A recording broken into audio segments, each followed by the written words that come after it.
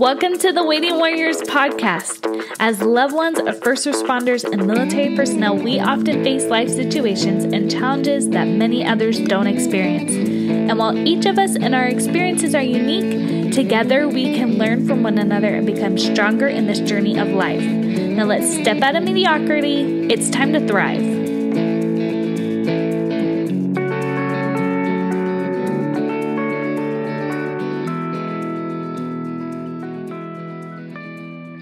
Since this week is 4th of July, I wanted to do something really special. Months ago, I was trying to think of what special thing I could do, and nothing seemed to be good enough for you guys. I had thought of some guest speakers who could talk about important topics, thought of doing a tribute to all of you, but then a thought came and it honestly struck my heart.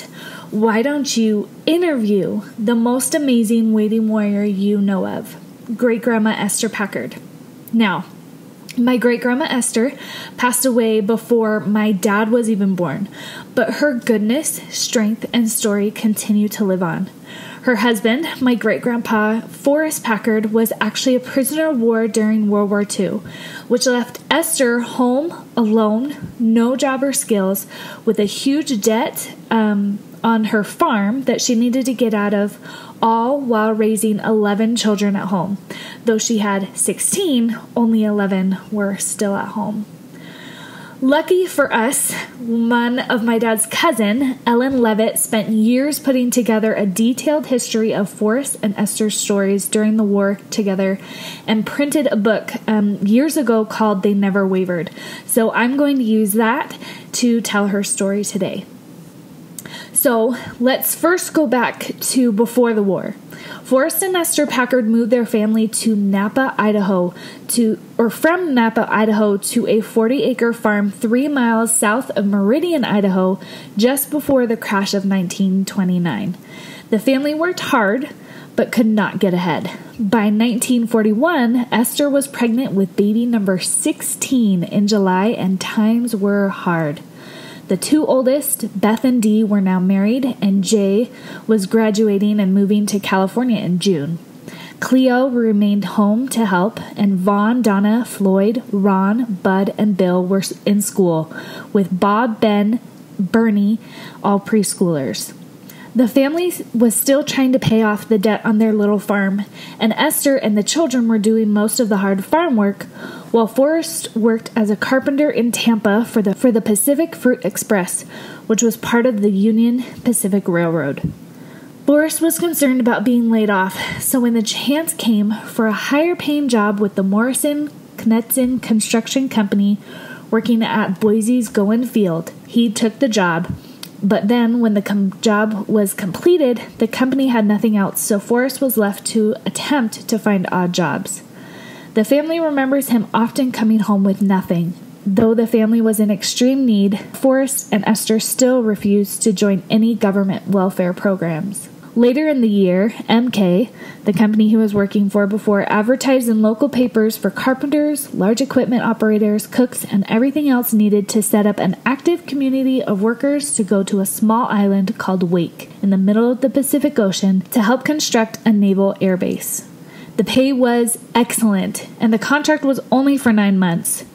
This opportunity would mean they could finally pay off the family farm and have money left over. Forrest was 48 years old. Work had been scarce throughout the Depression, but this still wasn't a spur-of-the-moment decision. Forrest and Esther took a whole month to talk, lay out all the benefits and risks, pray, because they were extremely religious people and devout, and then, as a united front, present it to the family. They wanted everyone to buy into it, be and feel a part of the decision. On April 27th, in 1941, Forrest left Boise to California. From there to Honolulu, where he waited for the next ship to Wake Island. While there, he went to a local religious leader seeking comfort and guidance. There he received a blessing that while he was gone, he and his family would live, and his family chain would be unbroken. Forrest really believed in that blessing, wrote about it home, and he and the family found a lot of strength and peace from that blessing. After about 7 to 10 days at sea, Forrest arrived on Wake Island on May 23rd, 1941. For the next 5.5 months, Forrest lived a comfortable life, worked as a carpenter on the island, and since he was one of the older men on the island, being 48, he was a strong example of goodness and hard work to others. Meanwhile, at home, Esther was keeping the farm and family in line. Though they missed Forrest, they knew they could manage and were loving the letters and shells he would send home to Idaho. As the end of the year approached, the men on the island would hear rumors of tensions of war with Japan, but just like the rest of the country, never thought that they were in real danger, especially not while Japan was on American soil having peace talks. After having a long work week of working overtime, the men on Wake Island finally had December 7th, which was December 6th on the U.S., off. The next day, work started as usual. At daybreak, the radio broadcast of the bombing on Pearl Harbor reached Wake Island, and the operator on duty woke up the commander of the island, telling of the news. While the soldiers and Marines on the island immediately began to prepare the severely undermanned and underarmed island, the civilian workers only heard rumors of the bombing and kept on working, and didn't get any verification of the attack until later that morning. Still, they had nothing else to do, so they kept on working until Wake Island received its first attack. Just as the men were about to get ready to go to lunch. Wake Island's population consisted of 68 naval personnel, 388 combat Marines, 60 Marine Air Corps, and a 6-man Army communication detail, 70 Pan American Airways employees, and 1,146 civilian contractor workers, which my great-grandpa was one of. They had only 12 planes and only enough men to man half of the guns on the island.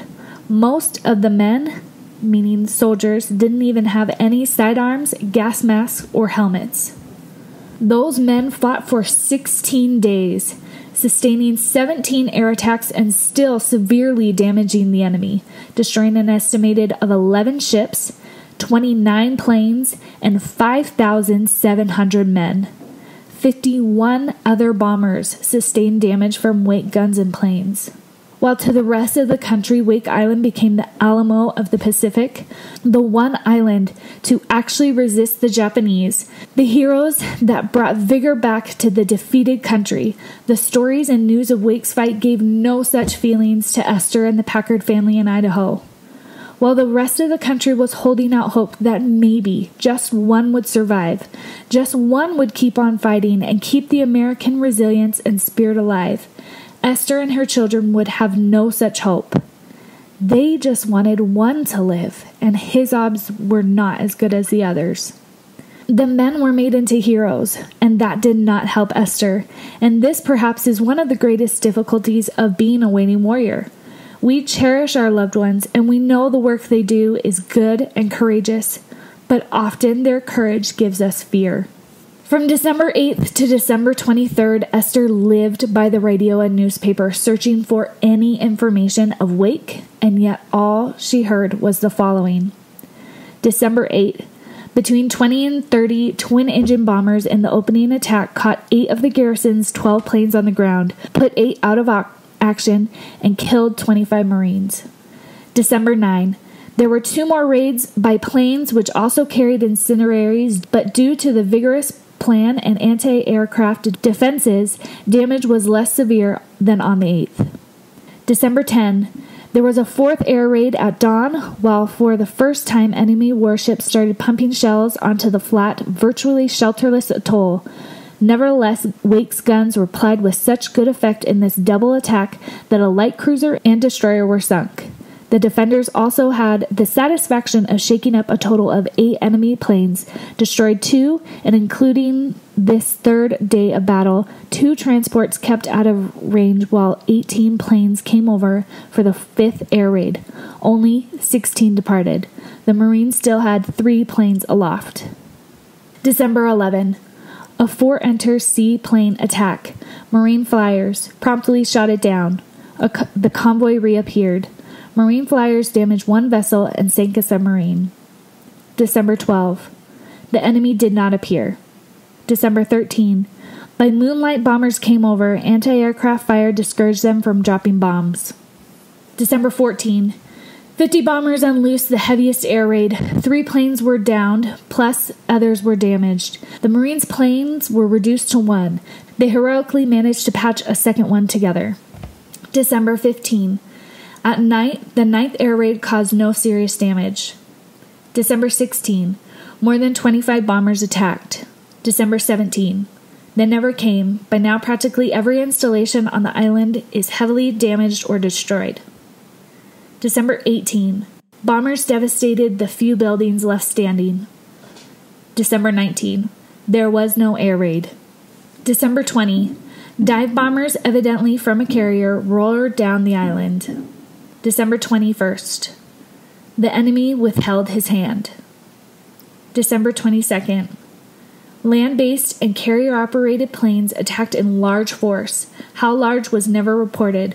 Wake's air defenses were lost. The enemy at long last landed in force. The issue is in doubt. Marines are still fighting. 2 Japanese destroyers disabled.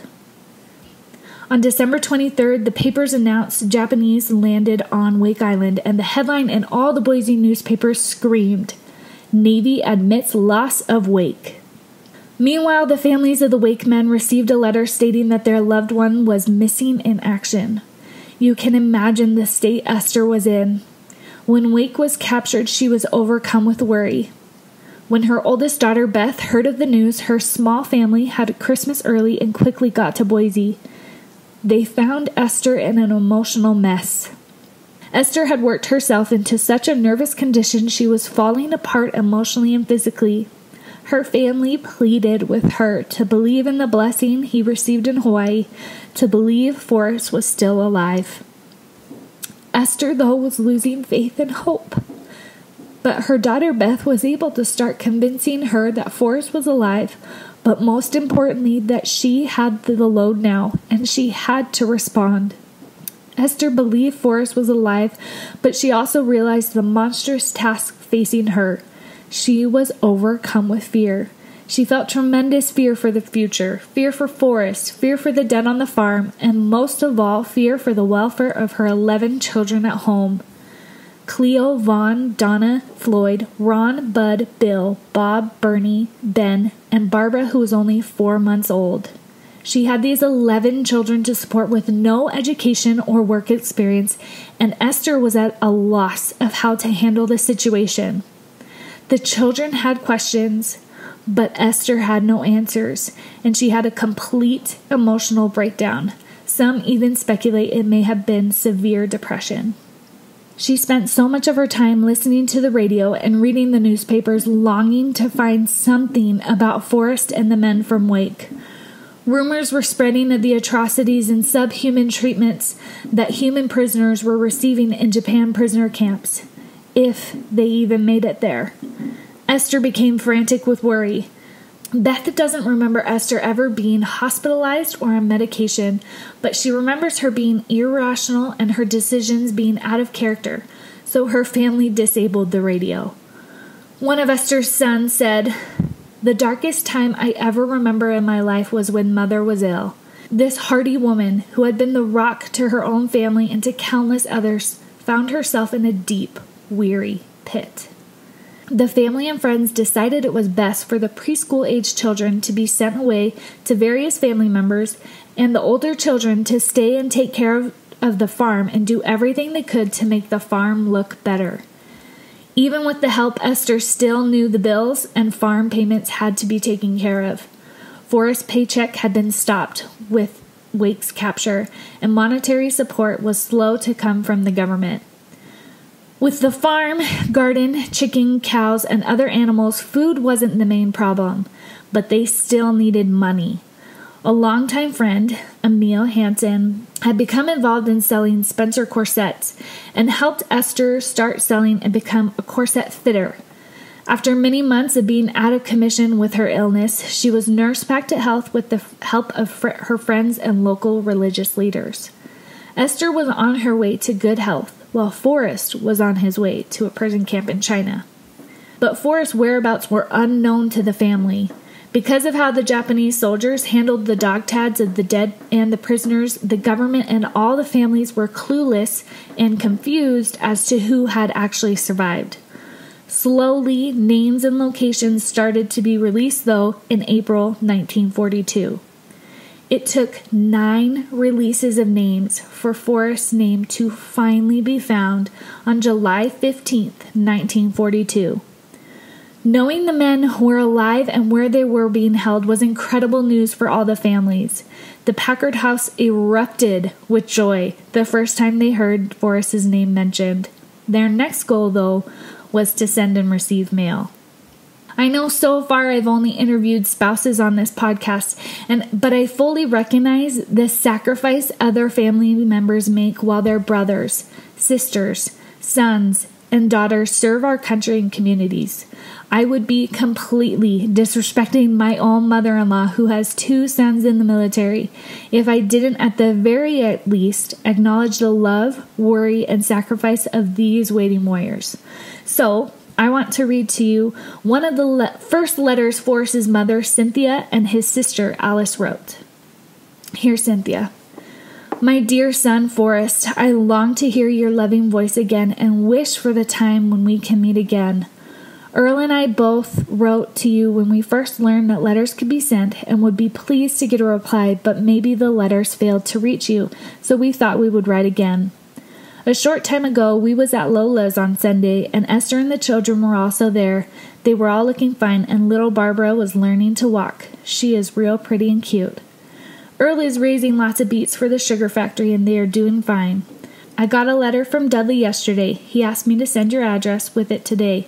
I will close, hoping you have kind friends to minister to your needs. I pray that the Lord will bless you with kind friends and protect you from every harm. Accept my love and best wishes as your ever-loving mother, Cynthia E. Packard. Please write to us if you can. Now, Alice. With a broken yet prayerful heart, I am writing these lines, trusting that God will help them find their way to you and that you will be permitted to answer.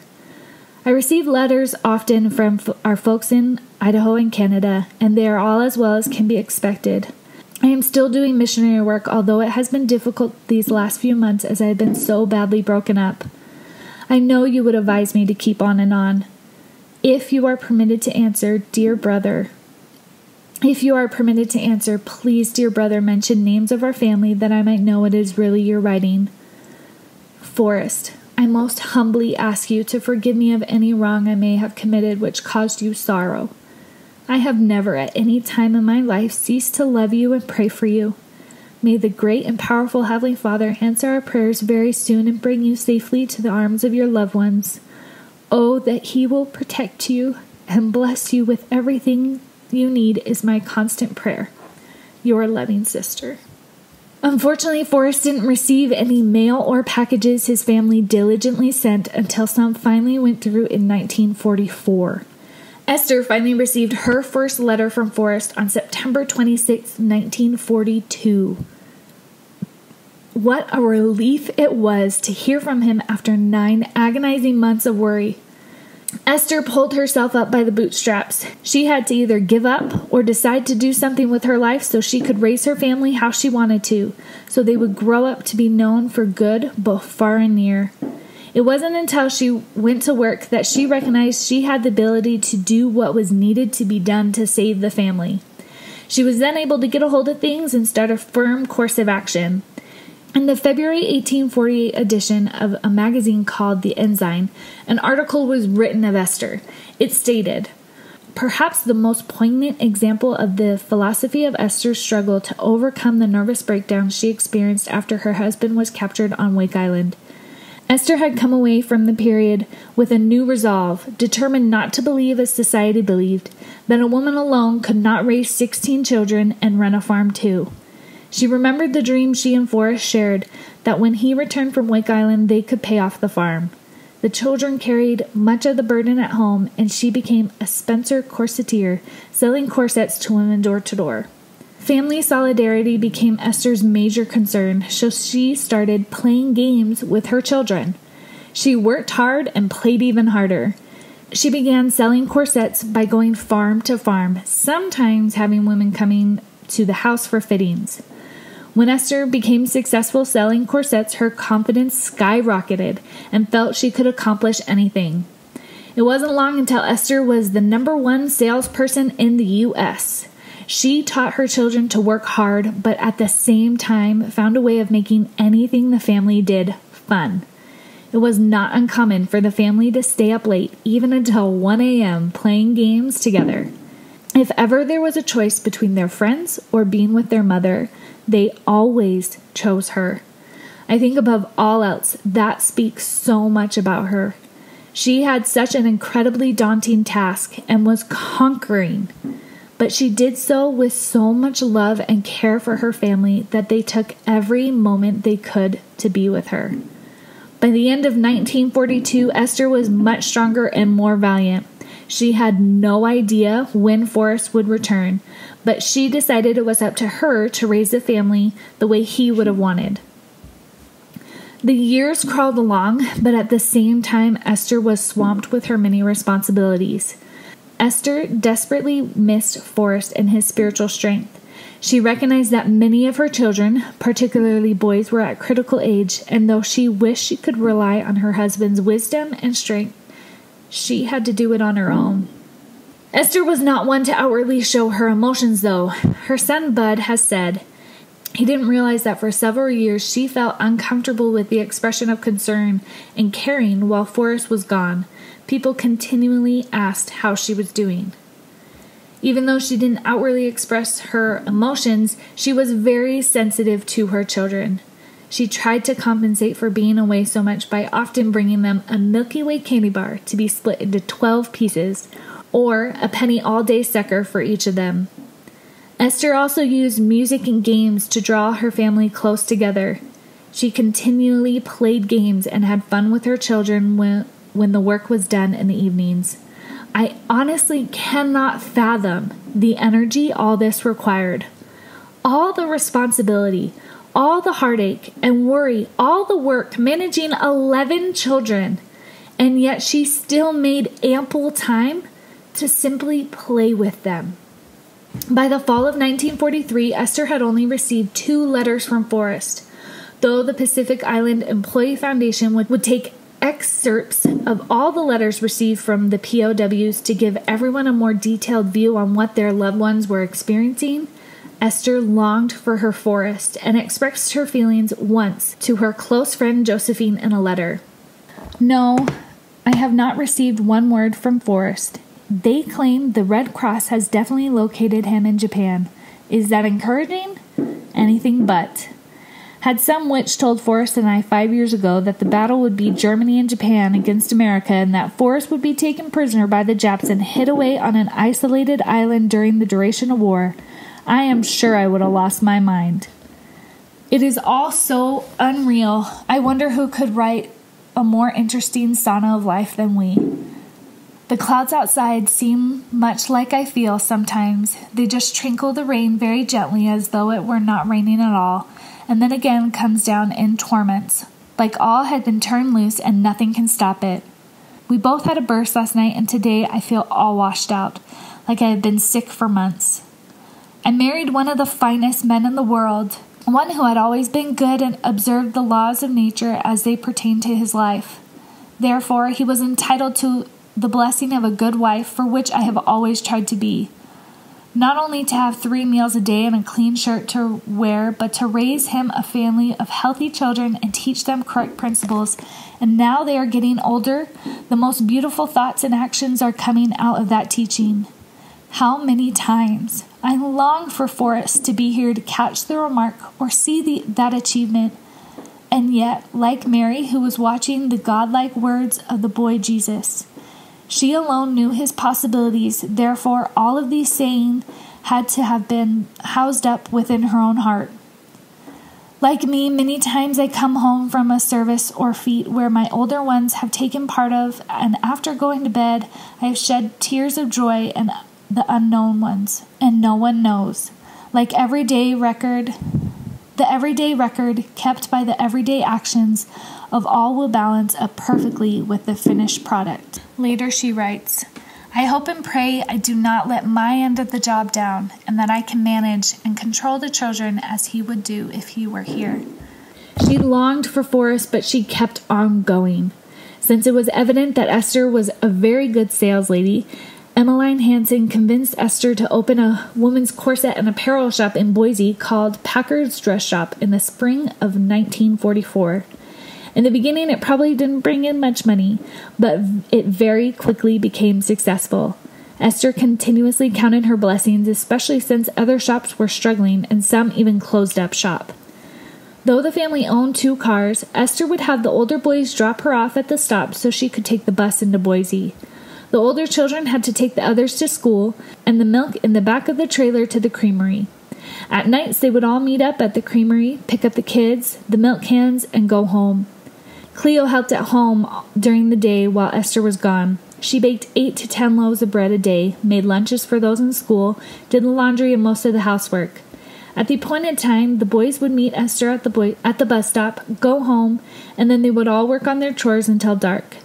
Each had his own job to do. The strength of the family, however, was helping one another until all tasks were finished. I doubt that loving, hard-working strength came to the family by accident. By the middle of 1945, Esther had become a successful businesswoman, a fantastic mother, and had gained the admiration of family and friends. In the meantime, since victory had been declared in Europe in May, Japan was tightening their grip, and Forrest was being moved from a prison camp in China to South Korea and then to the heart of Japan. While most of the country was rejoicing over the victory in Europe, the Packard home didn't change much until later in the summer, as news was full of victories in the Pacific. Excitement in the home was building. Esther received word that Forrest had been moved to somewhere in Japan, but nothing official had been reported. Still, because of the victory in Europe, all military resources were being aimed at the Pacific. It seemed only a matter of time until victory was declared in Japan.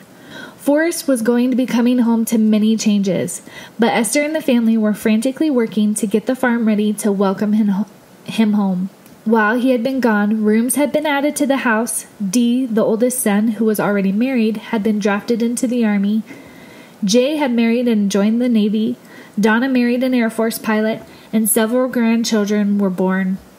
Barbara, who had been born while Forrest was working on Wake Island, was now 4.5.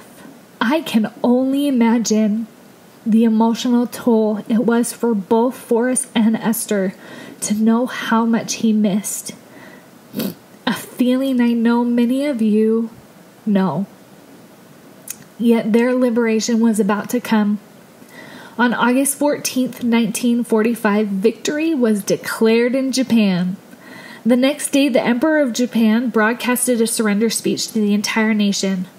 On August 21st, 1945, this news reached the prison camp in Niigata, and yet some were still being held captive.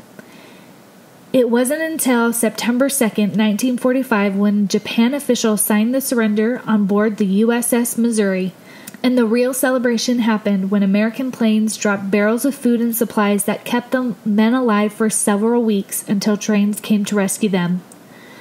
It was an incredibly daunting task to find all the men in all the camps. There were about 90 prison camps throughout Japan and about 34,000 POWs.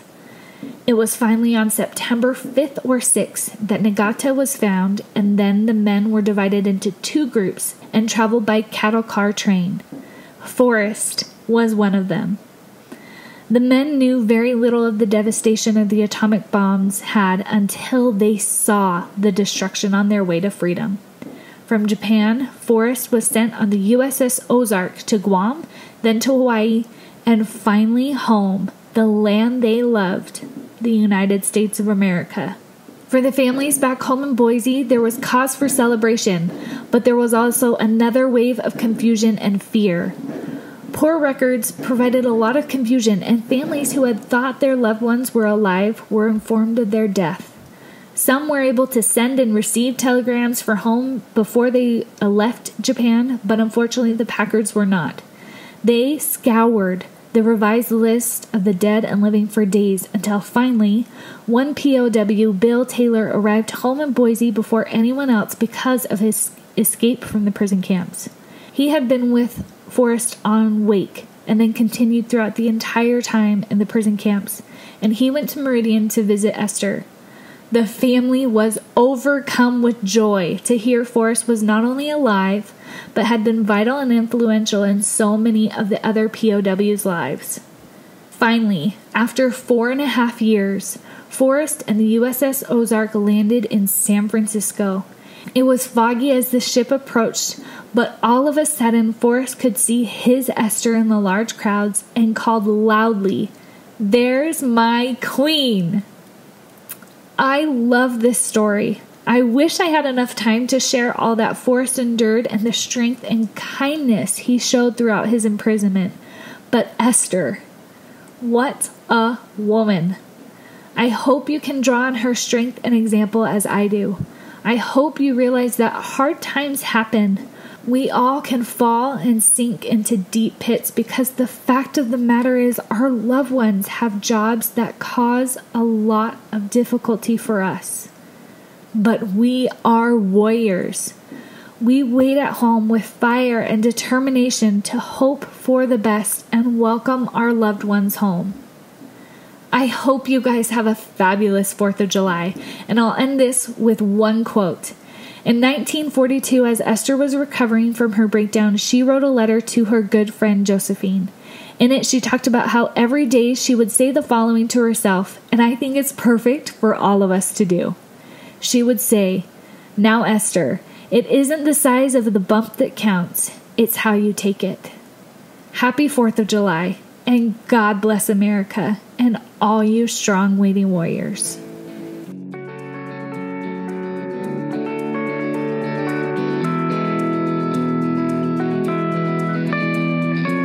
Hey everyone, I have a favor to ask. If you have enjoyed this podcast, can you leave a review and subscribe? I promise it just takes a second and that will help more people find this podcast. Also, I'd love for you to join us in our Facebook group. Just go to facebook.com/The Waiting Warrior, click groups, and then The Waiting Warriors. Until next time, have an awesome day.